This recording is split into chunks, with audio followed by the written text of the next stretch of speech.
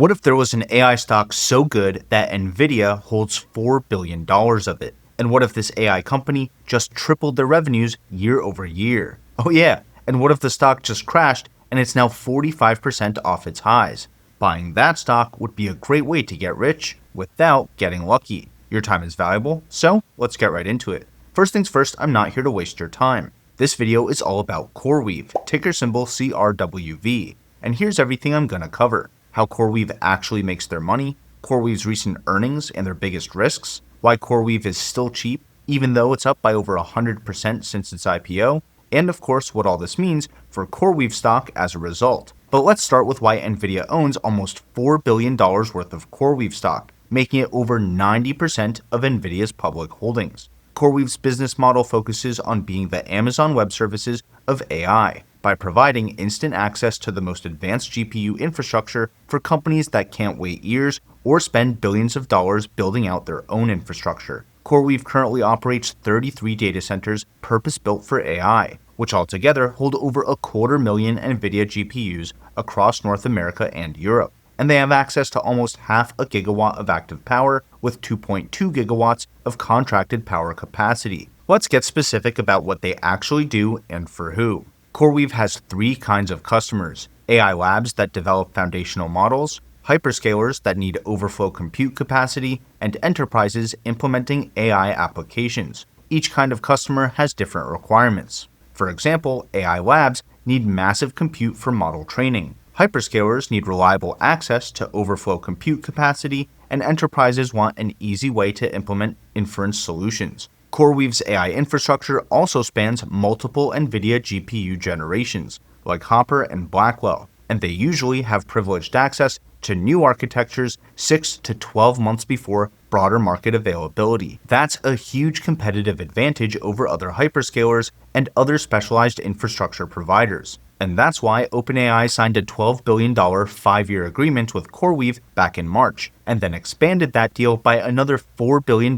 this past quarter. These deals provide OpenAI with dedicated compute capacity for training and deploying their latest models, including reasoning models like GPT-5. Reasoning models use a lot more compute at inference as they break problems down step by step, write snippets of code to solve harder problems, or even use a mixture of experts approach where they consult with more specialized models before outputting an answer. Microsoft is currently CoreWeave's biggest customer, accounting for well over half of their revenue in 2024 after increasing their spend with CoreWeave by 8x from 2023's already substantial $230 million deal. Microsoft uses CoreWeave's infrastructure when demand exceeds Azure's internal capacity for things like GitHub Copilot, Bing AI, and Azure's main enterprise AI applications. But let me tell you something that will put you ahead of almost every Wall Street analyst trying to cover this stock. AI data centers can have huge fluctuations in power demand, ranging from 30% of peak power when they're running inference workloads to 90% peak power or more during AI training.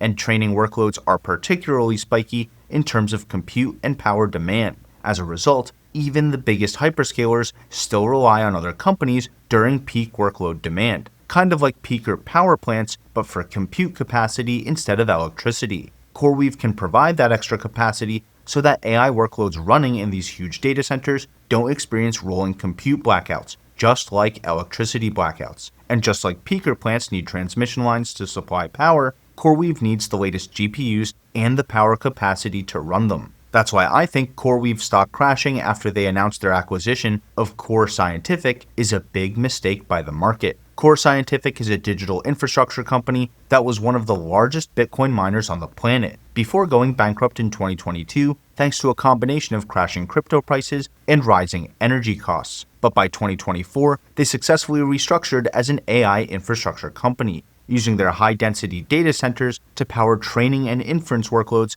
instead of mining Bitcoin. Today, Core Scientific has over 1.3 gigawatts of contracted power capacity across 9 data centers in the US and over $10 billion in secured contracts for AI and high-performance computing. They have industry-leading liquid cooling systems to handle ultra-high-density GPU clusters. They have direct utility partnerships for low-cost power, and they have custom-built infrastructure optimized for deep learning, neural networks, and generative AI. That's why I think that CoreWeave's acquisition of Core Scientific has so much synergy and will help them get through their $30 billion backlog of demand. Let me say that again. CoreWeave is worth under $50 billion today, but they have a $30 billion backlog of signed multi-year commitments for their AI infrastructure and data center services. This tells me two big things as an investor. First, the demand for AI infrastructure is far outpacing supply. The global artificial intelligence market is expected to more than 8x in size over the next 8 years, which would be a compound annual growth rate of 30% through 2033. But I'm starting to believe that this is a conservative estimate,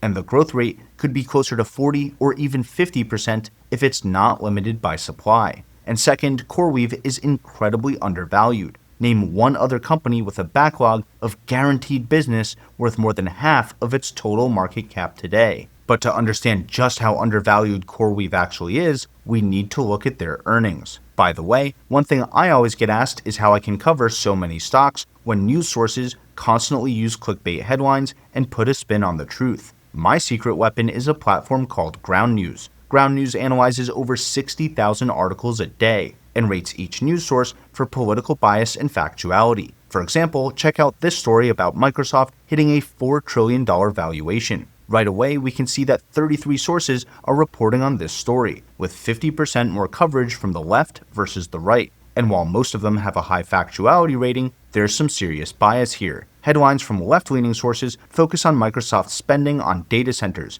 and it being a temporary achievement, while sources on the right focus on Microsoft's earnings results and how this is a key moment for AI. And their blind spot feed shows me which stories are being ignored by one side or the other, because knowing what isn't being talked about is just as important as what is. These features help me keep my facts straight and my research unbiased, while saving me a ton of time. And right now, Ground News is giving my audience 40% off their Vantage plan. That's their biggest discount yet. So go to ground.news/TSY or click my link in the description to get unlimited access to every Ground News feature for just $5 a month. And a big thank you to Ground News for supporting the channel and making the media more transparent. Alright, so CoreWeave earns revenue by selling companies access to their AI infrastructure and their related data center services. But instead of the less predictable usage-based model where companies can pay as they go, CoreWeave has a $30 billion backlog of pre-sold multi-year contracts. Here's a chart explaining how CoreWeave's contracts work. Once a contract is signed and a purchase order is submitted, CoreWeave spends the next 4 months buying and installing the AI infrastructure that they need to support their customer.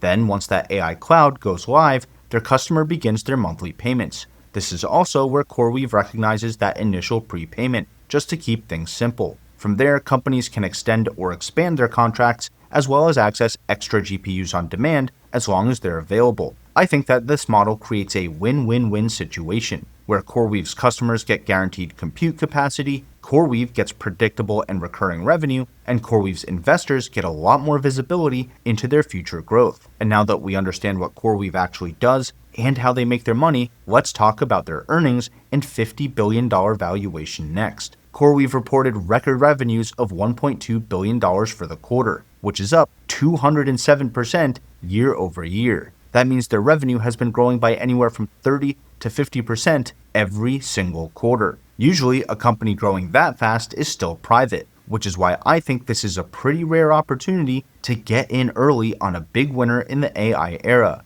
Their revenue backlog just reached $30 billion, which is up 86% year over year. That growth is largely driven by their $16 billion multi-year contracts with OpenAI, as well as with a new contract with one of the hyperscalers, which I'm assuming is Microsoft Azure. Either way, 50% of their backlog is for 2-year contracts, another 40% are for between 2 and 4 years, and the final 10% are 4 to 6-year contracts. That's a long revenue runway for a company this size, but that doesn't mean we should ignore the risks. CoreWeave spent $2.9 billion in capital expenditures this past quarter, which is almost 2.5 times their revenue. That led to a $290 million net loss for the quarter, which I think is a big reason the stock crashed. Their operating margins also collapsed from 20% last year to just 2% this year after they issued $145 million in stock-based compensation. CoreWeave's total stock-based compensation is up by 20x year over year.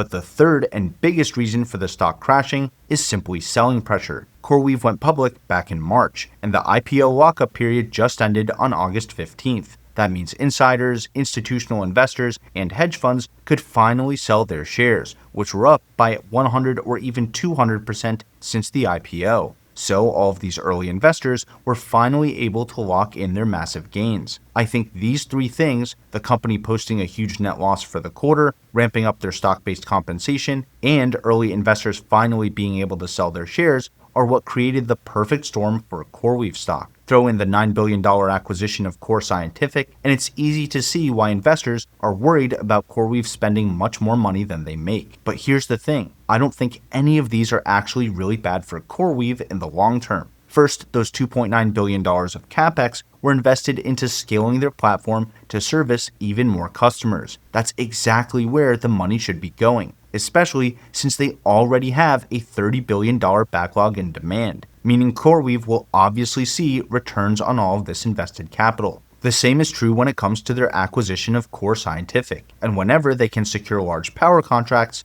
since most data centers are limited by power, not by budget or area. Their adjusted EBITDA came in at $750 million, which tripled year over year and represents an adjusted EBITDA margin of 62%. While I'm not a huge fan of this metric, it does show that CoreWeave has very strong unit economics once their AI infrastructure is actually deployed. Second, I think that huge amounts of stock-based compensation is just par for the course when it comes to fast-growing AI companies. The simple truth is that there's way more demand for AI hardware and software engineers than there is supply. So companies offer stock-based compensation to attract and retain their talent. This was something that troubled Palantir investors for years, and look how that turned out. And third, insiders will always sell for massive gains. This happens after every IPO because longtime employees want their big payday, and institutions want to lock in their returns and hit their quarterly numbers. These people are not playing the long game, which means there's a huge opportunity here for the investors that are. And now that you understand the science behind CoreWeave stock, let's talk about whether it's a good stock to buy now.